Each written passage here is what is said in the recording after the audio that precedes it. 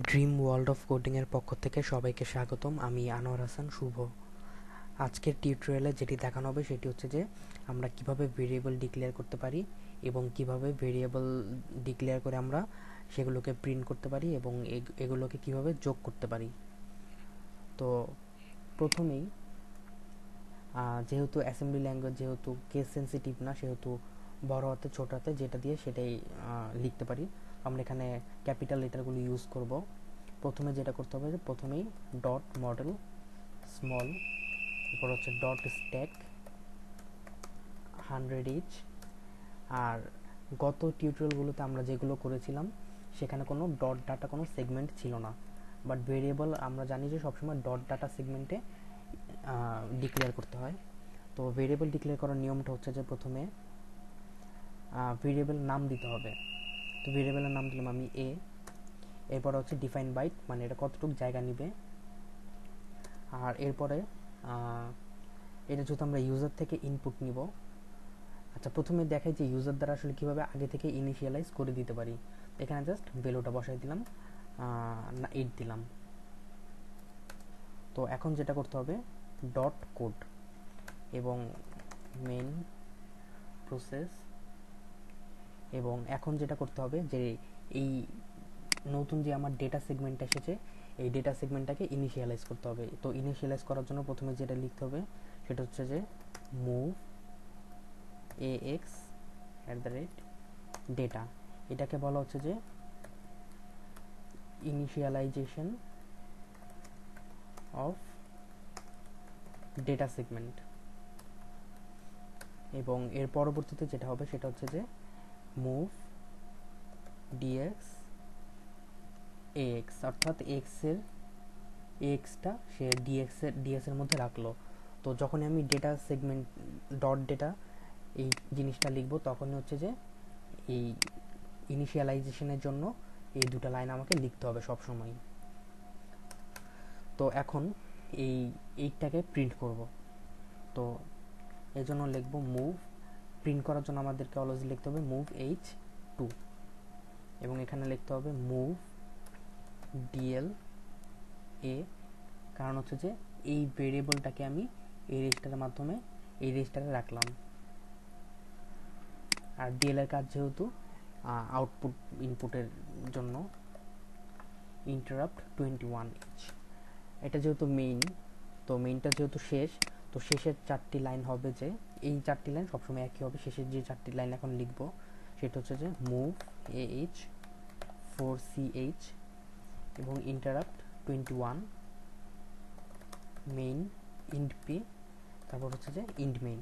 তো প্রত্যেকটা প্রোগ্রামই এই 4টি লাইন দ্বারা শেষ হবে। আমি যদি এটাকে এখন রান করি তাহলে সে দেখাচ্ছে কি কিছুই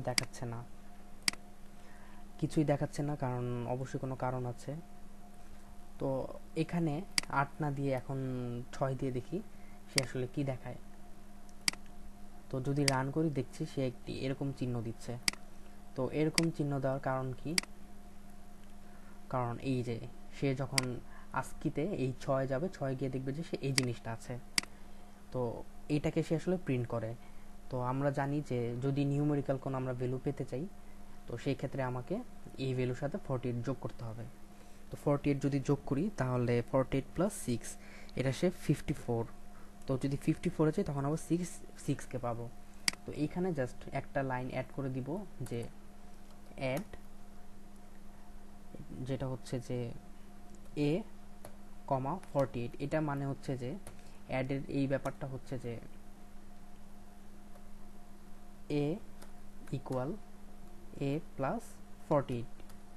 তো এখন যে আমার এর যে ভ্যালুটা সেটা হচ্ছে যে এর মান আমরা জানি 6 এবং 48 যেটা হচ্ছে যে 54। তো পরবর্তীতে আমরা অ্যাডের যেই অ্যাডিশন আছে সেটা দেখব। তো প্রথমে আমরা যেটা দেখলাম সেটা হচ্ছে যে কিভাবে আমরা ইউজার থেকে ইনপুট নিতে পারি। তো এখন যদি এটাকে রান করি তাহলে সে আমাকে দেখাচ্ছে 6। তো এইভাবে আমরা ইউজার থেকে কোনো নাম্বার ইনপুট নিতে পারি, ইনিশিয়ালাইজ করে দিতে পারি এবং সেটা প্রিন্ট করতে পারি। তো এখন দেখব যে এই যে এর ভ্যালুটা এটা আমরা ইউজার থেকে নিব। তো ইউজার থেকে নেওয়ার জন্য বা এতটুকু কোড একই থাকবে। তো এখানে যেটা করতে হবে এখন মুভ h1, কারণ এটা যেহেতু ইউজার থেকে ইনপুট নিব। আর এখন লিখতে হবে ইন্টারাপ্ট 21h এবং এটাকে মুভ AAL, অর্থাৎ AL এর মাধ্যমে এই A এর ভেতর মানটাকে সেট করব। তো এখন যদি এটাকে রান করি, যদি এখানে দেই 2, সে আমাকে দেখাচ্ছে B। যেহেতু ইউজার থেকে যখন ইনপুট নিব তখন আমাকে এই লাইনটি লিখতে হবে না। এখন যদি দেখাই 2, তাহলে সে আমাকে আউটপুট দেখাচ্ছে 2। আবার যদি এখানে দেখাই 6, তাহলে সে দেখাচ্ছে 6। তো এইভাবে আমরা ইউজার থেকে ইনপুট কোনো নাম্বার নিতে পারি এবং সেই নাম্বারটাকে দেখাইতে পারি। তো এখন আরেকটি কাজ করা যাক, আরেকটি ভেরিয়েবল নিব যেটা হচ্ছে যে b ডিফাইন বাইট, যে db মানে হচ্ছে ডিফাইন বাইট, ইন্টারাপ্ট 21h এবং মুভ BAL, অর্থাৎ এখন আমি আবার এই b এর যে ভেরিয়েবল b ভেরিয়েবলের মধ্যে একটি মান সেট করব।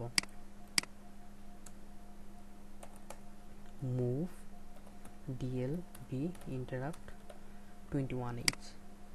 তো এখন যদি এটাকে রান করি, তাহলে যদি 3 আর 4 দিই, সে আমাকে আউটপুট হিসেবে দেখাচ্ছে 3 আর 4।